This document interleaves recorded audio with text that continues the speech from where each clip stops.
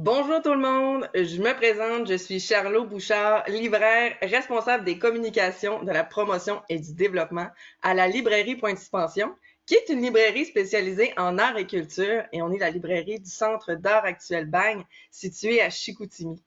Donc, je suis ici dans le cadre de l'initiative Lire en cœur, qui est présentée par l'Association des libraires du Québec. Puis aujourd'hui, ben, je viens faire des prescriptions littéraires pour vous. Je viens vous suggérer des livres coup de cœur qui sont présents dans notre librairie de Point de Suspension. En fait, j'ai choisi des livres qui reflètent un petit peu le stock qu'on a avec nous dans notre petite mais très belle librairie, mais aussi mes coups de cœur personnels. Là. Donc, je vais mettre de l'avant un peu de tout, littérature, poésie, bande dessinée et évidemment des livres d'artistes.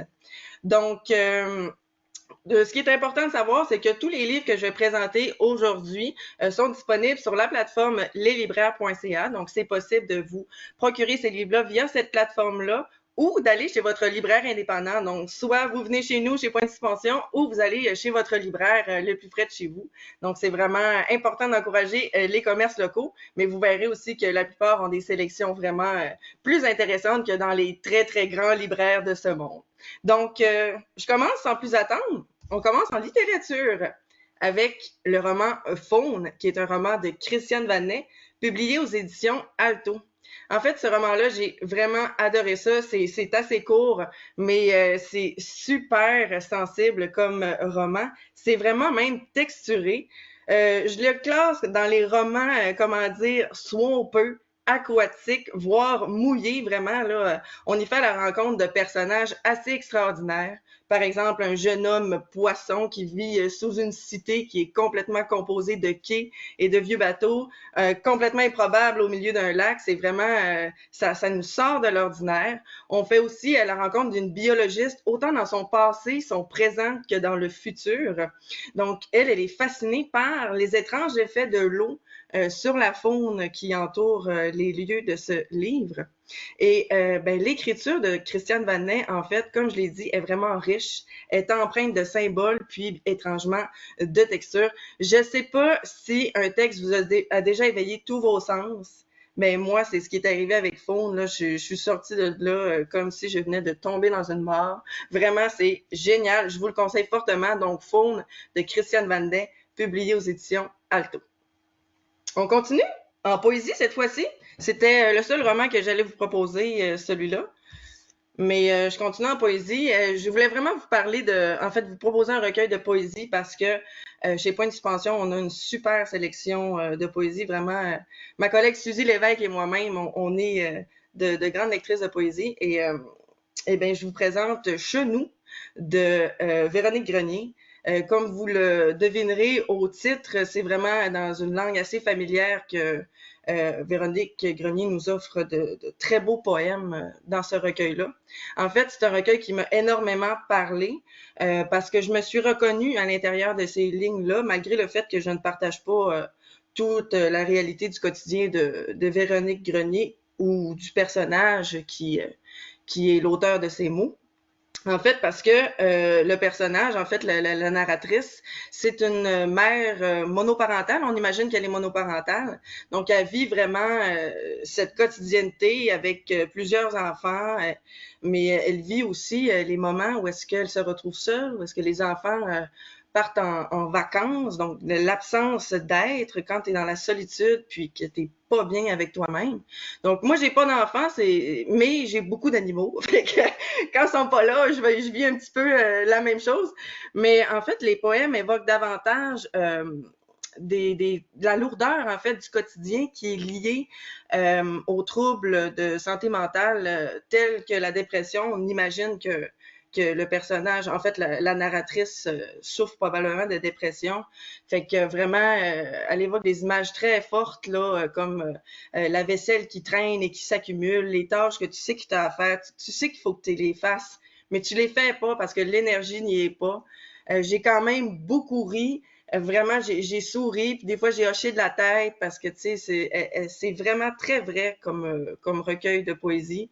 Tu sais, quand elle raconte qu'elle mange des biscuits en rangée jusqu'à finir la boîte, c'est vraiment on peut facilement se reconnaître. Puis pour les personnes qui ne sont pas touchées par les troubles de maladie mentale ou la dépression, la déprime, tout ça, ben c'est une bonne suggestion pour ces personnes-là quand même parce qu'on rentre vraiment dans à quoi ça peut ressembler le quotidien de quelqu'un qui est trop prise avec ces troubles-là.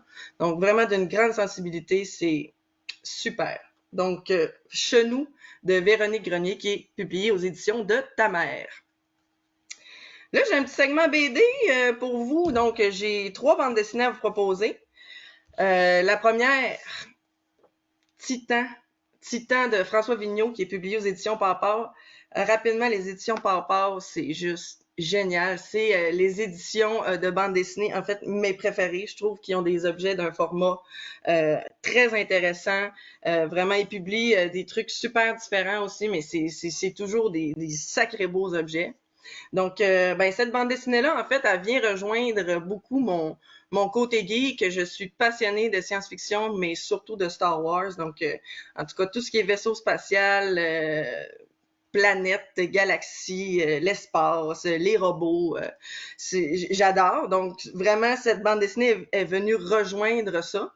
Donc, on y suit Yao da Silva, qui est un administrateur chargé d'aller faire une inspection de routine dans la colonie minière de Homestead, qui est située sur une lune. Donc, on comprend rapidement que cette visite, cette inspection de routine, ben, c'est plus que ça, là, parce que la colonie n'est pas rentable. Puis, on se doute bien que Yao va être le malchanceux qui va devoir aller annoncer qu'il fait des coupures, donc il coupe sur le personnel.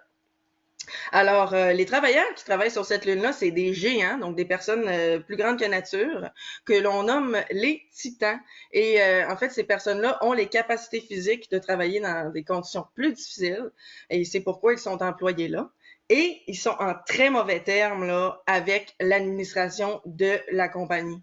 Yayo va faire la rencontre de Phoebe McIntosh, pardon, Phoebe, qui, elle est représentante syndicale. Mais ses allégeances sont pas trop claires. Est-ce qu'elle se situe vraiment du côté des employés? Est-ce qu'elle va un peu voir qu'est-ce qui se passe du côté de l'administration? Mais en fait, il va se développer une relation assez intéressante entre elle et Yayo. Donc, ces deux personnages qui viennent de deux milieux complètement différents, que tout oppose, mais vraiment, on va trouver un semblant de terrain d'entente là-dedans qui est assez intéressant.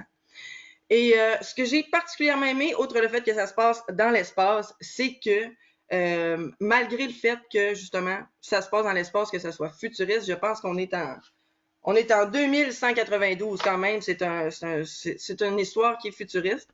Ben, c'est un récit assez terrestre, tu sais, au sens où on est souvent face à des conflits de ce genre un peu partout dans le monde, des conflits de syndicats de travailleurs et travailleuses et contre des grandes entreprises. Donc, c'est une histoire qui nous ramène quand même à notre humanité puis à ce qui se passe en ce moment dans les conflits de travail. Donc, c'est super intéressant à plusieurs niveaux. C'est visuellement magnifique. C'est monochrome, OK?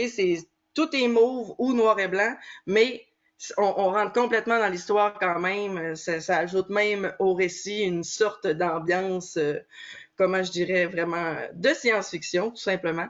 Alors, je vous le conseille, Titan de François Vigneault, publié chez Pawpaw. On continue en bande dessinée avec une autre bande dessinée de chez Pawpaw, dont je vous disais que je les aimais beaucoup, je les aime vraiment beaucoup. Alors, il s'agit de Adieu, triste amour de Myriam Mal. Cette bande dessinée-là, c'est vraiment une belle histoire d'émancipation. Donc, en fait, on suit Cléo. Cléo, oui, je pense que c'est ça, le personnage principal. En fait, elle est dans une relation avec un homme qui est pas très gentil, en fait, qui va exercer sur elle une forme de violence psychologique.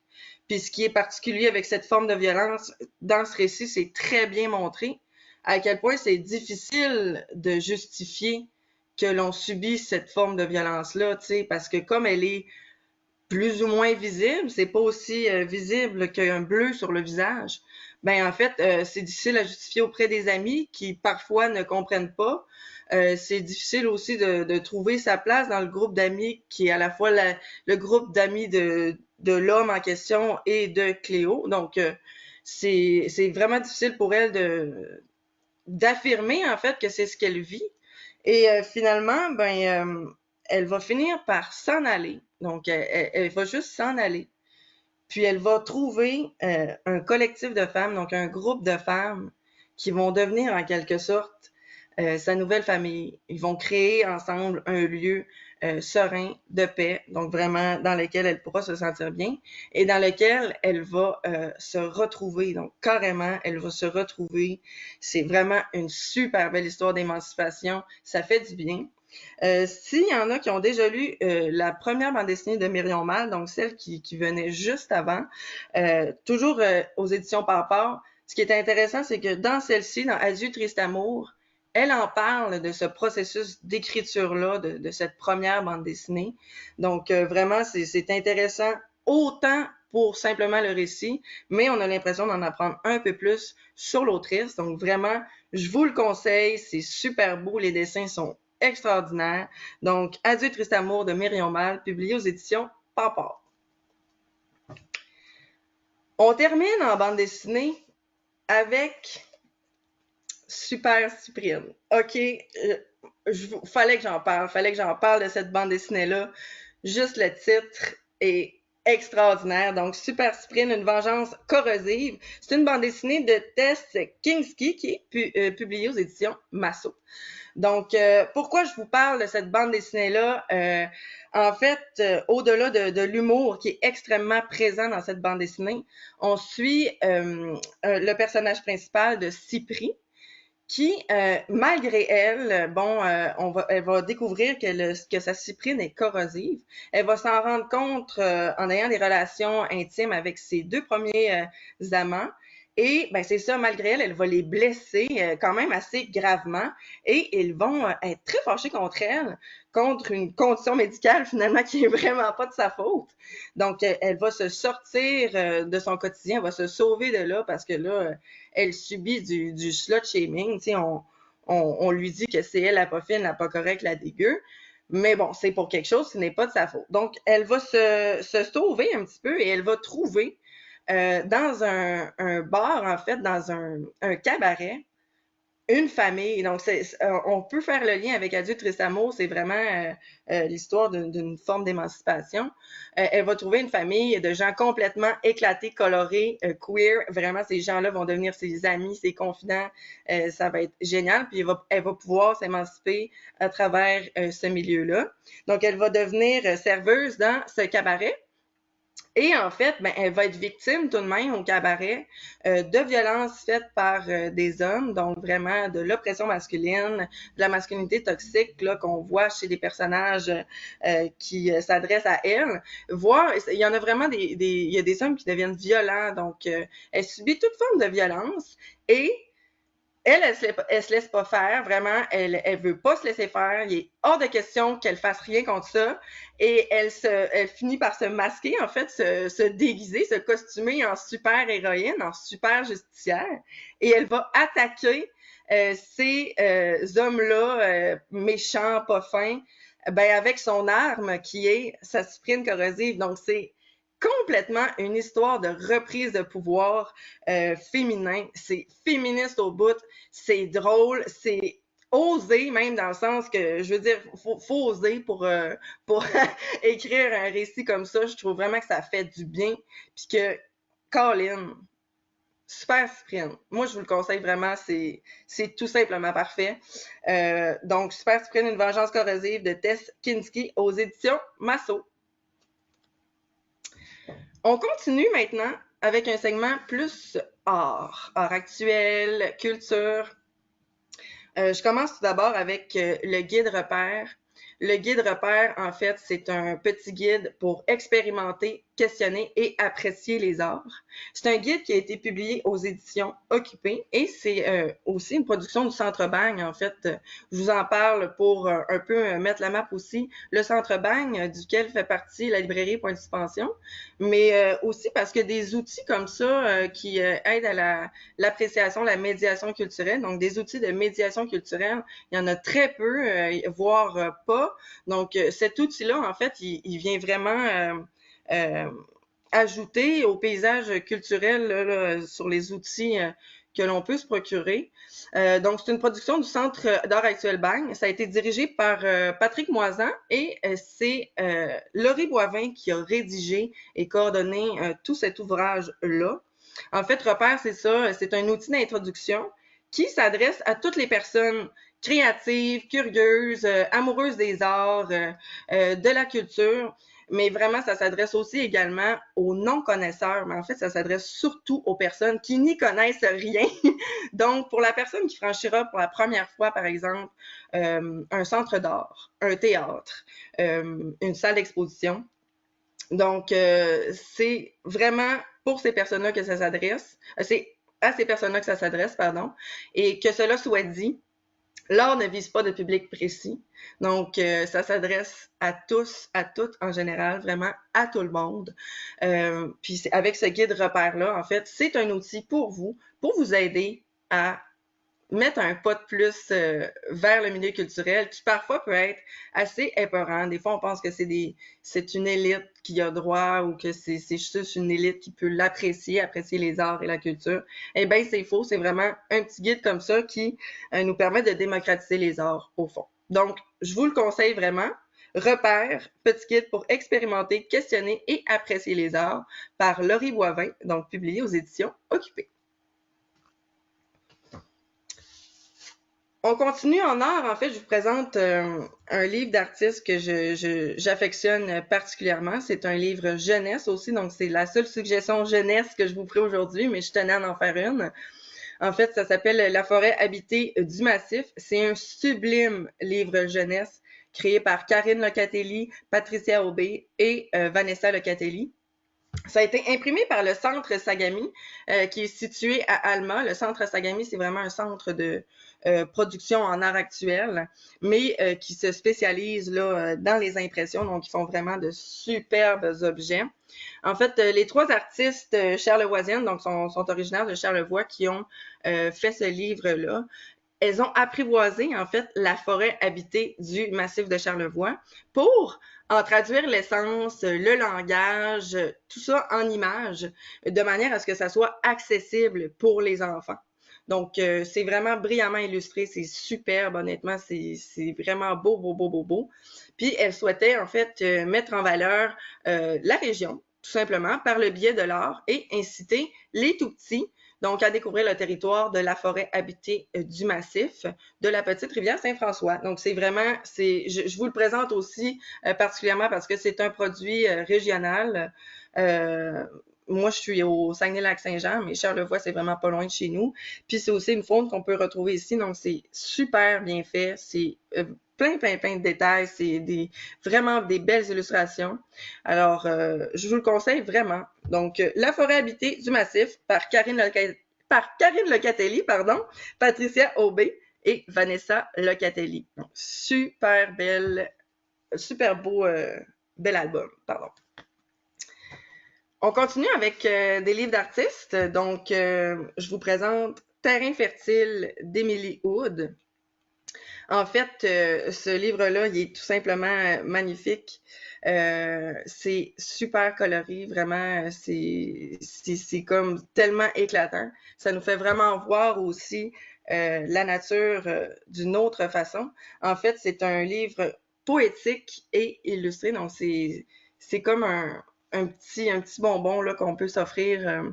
Ça parle un petit peu du corps en fait, mais vraiment le corps comme objet organique, un corps qui valse avec la nature, un corps qui pense, un corps qui respire. Donc, c'est vraiment, c'est beau, beau, beau, beau, beau. En fait, je ne sais pas comment vous le décrire, mis à part que c'est poétique, doux, sensible et lumineux. Vraiment, les couleurs sont éclatantes, donc ça a tout été fait au crayon de bois. Vraiment, Emily Wood nous offre quelque chose là, de complètement formidable. C'est publié aux éditions Omri, qui publie vraiment de jolis petits objets. Et vraiment, je vous le conseille ardemment. J'ai pas grand-chose à vous raconter sur ce qui est du texte, parce que comme c'est un texte assez court, je vais juste vous laisser l'apprécier seul. Mais voilà, je vous le conseille vraiment beaucoup.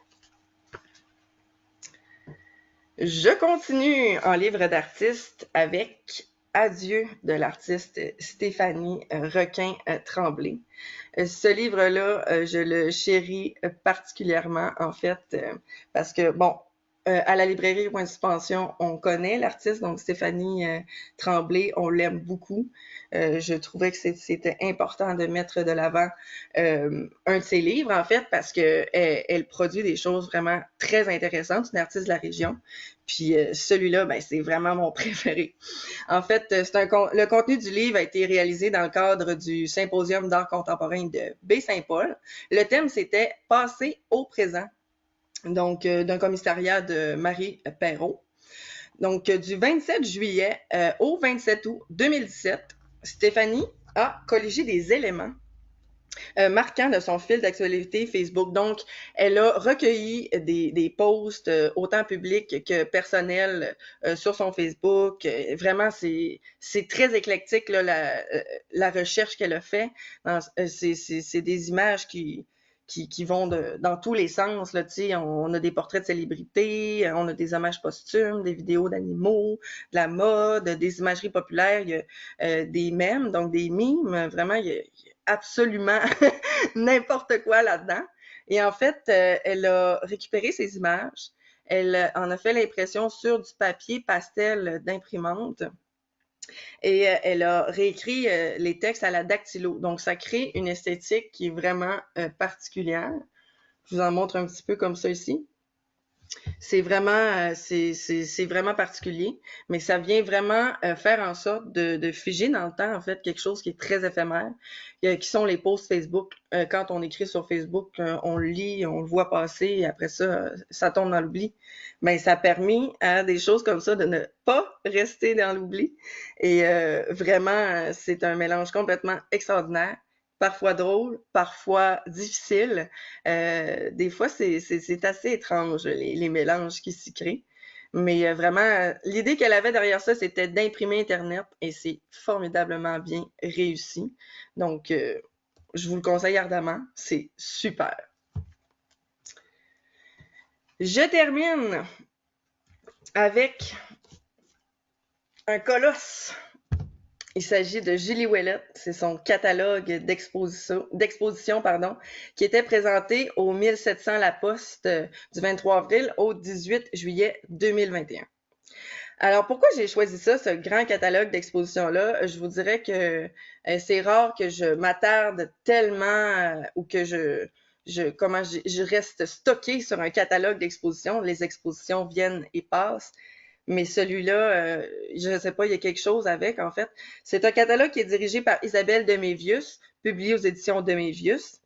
Et c'est issu d'un travail en fait, après une dizaine d'années de réflexion de l'artiste, là, Julie Ouellette, sur le corps, elle s'en va complètement ailleurs. Donc, c'est une artiste montréalaise, mais avec ça ici, en fait, elle utilise plusieurs techniques, plusieurs matériaux, plusieurs supports aussi, soit de la peinture à la cire, de l'huile, de l'acrylique, sur du bois ou de l'encre sur papier. Vraiment, elle crée des espèces de labyrinthes, des entités linéaires, donc avec des traits dans la répétition et la différence. Donc vraiment, ça crée des entités organiques. Puis moi, ce que j'apprécie particulièrement de ces œuvres, en fait, c'est que quand je l'ai ouvert la première fois, ça a créé vraiment une émotion nostalgique chez moi, parce que mon père, dans ses temps libres, dessine ce genre de choses.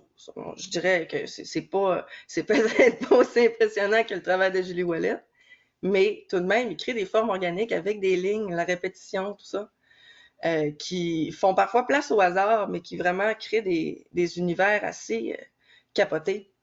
Alors, quand j'ai ouvert ça, ça m'a ramené un peu dans les dessins de mon père, mais j'ai vécu complètement autre chose. Donc, ça ouvre vraiment à la contemplation du détail. Quand on s'attarde moins à l'ensemble et plutôt au détail, on peut vraiment s'y perdre très longtemps. Donc, à la base, ces œuvres peuvent paraître abstraites, mais on y trouve vraiment quelque chose de très personnel. En tout cas, pour moi, ça a éveillé bien des émotions. Et voilà, donc je vous le conseille ardemment. Julie Ouellette, donc le catalogue de son exposition, qui était présenté au 1700 La Poste du 23 avril au 28 juillet 2021, aux éditions de Mévius. Je vous rappelle que j'aurais terminé, en fait, de vous présenter mes livres. Et je vous rappelle que ces livres sont disponibles sur la plateforme leslibraires.ca. Donc, si vous voulez les commander, vous les procurer, c'est possible de le faire. Sinon, vous pouvez toujours aller chez votre libraire indépendant, donc soit chez Point de Suspension sur la rue Racine Est à Chicoutimi ou chez votre libraire le plus près de chez vous. Donc, c'est vraiment important d'encourager local. Et sinon, je vous souhaite vraiment à tout le monde une excellente journée. Allez, salut!